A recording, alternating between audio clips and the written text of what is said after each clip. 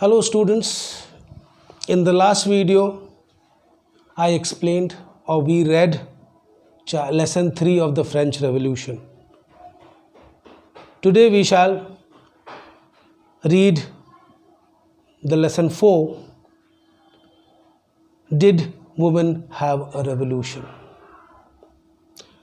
From the very beginning, women were active participants in the events which brought about so many important changes in French society. They hoped that their involvement would pressurize the revolutionary government to introduce measures to improve their lives. Most women of the third state had to work for a living. They worked as seamstresses or laundresses, sold flowers, fruits, and vegetables at the market, or were employed as domestic servants in the houses of prosperous people. Most women did not have access to education or job training. Only daughters of nobles or wealthier members of the third state could study at a convent, after which their families arranged a marriage for them. Working women had also to care for their families, that is, cook, fetch water, queue up for bread, and look after the children. Their wages were lower than those of men. So, students, for a very long time, our society has discriminated against the woman. As you saw in the last chapter, that men were fighting at the front and it were the women who looked after the family. In fact, they became the breadwinners too. They did all the work. They worked in factories, in houses, sold flowers, washed clothes, laundress, even stitched clothes, seamstresses for others to earn a living. After a hard day's work, they had to come back to their homes and look after the children and the aged people. In fact, they had to stand in a long line at the ration shops to get bread. They had to fetch water for the family. So they did most of the work for a family and expected to be given fair rights. But unfortunately, they were denied the rights. In fact, they were given lower wages for the same work which was done by men.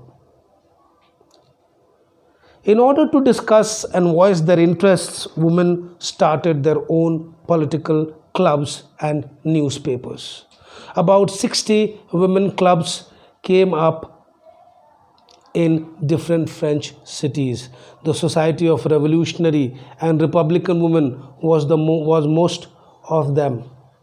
One of their main demands was that women enjoy the same political rights as men. So, as we know that poor girls of third state family were even deprived of education.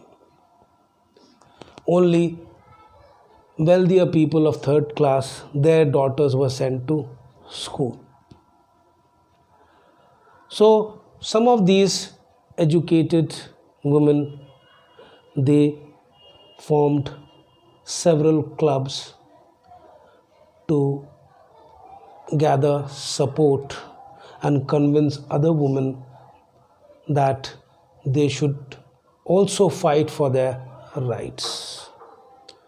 They should fight for their political rights.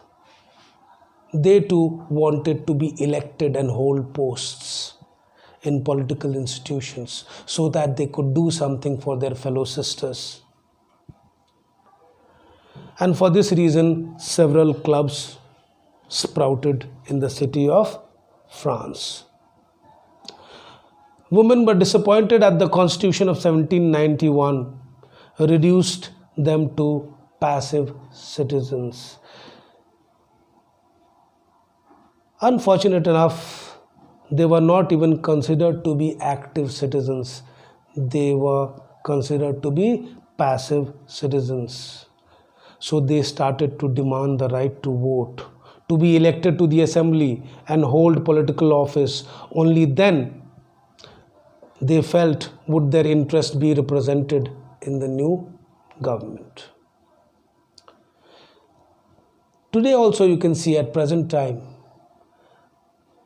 the constitution that says that a certain percentage of the members of both the houses should be from the female class, but still less than 10% women represent the women who are almost equal in number in a country like India.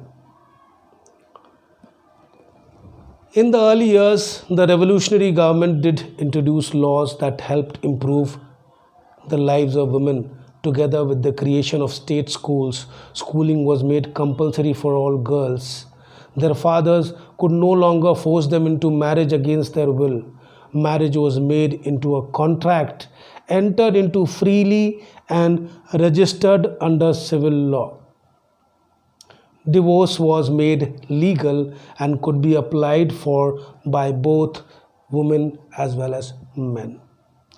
Women could now train for jobs, could become artists and run small business. So earlier government had made many policies to uplift the women of the country by giving them facility of schooling, giving them the right to refuse when to marry and when not to marry. And marriage was no more oral, it was made into a contract. A contract was signed between the bride and the bridegroom. It was a legal document, and along with the men, women too were given the right to divorce. They were allowed to train for various professions. They were even allowed to run their own small businesses. Women's struggle for equal political rights, however, continued during the reign of terror. The new government issued laws ordering closure of women clubs and banning their political activities. Many prominent women were arrested and a number of them executed. But after the reign of terror, means after the rule of Maximilian Robespierre, the rights which was given to them during that time were once again snatched away. They were not allowed to form or join clubs. They were not allowed to take part in political activities. In fact, those who disobeyed the law, they were arrested and they were even executed. Women movements for voting rights and equal wages continued throughout the next 200 years.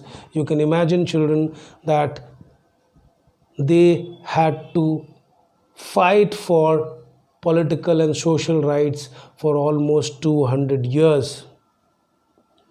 And it was finally in 1946 that women in France won the right to vote. France was the first kingdom or the country to introduce the idea of democracy, liberty, equality, fraternity. But it took 200 years to give equal rights to women. Just a year before India got its independence. that's all for today, students. Stay safe at home.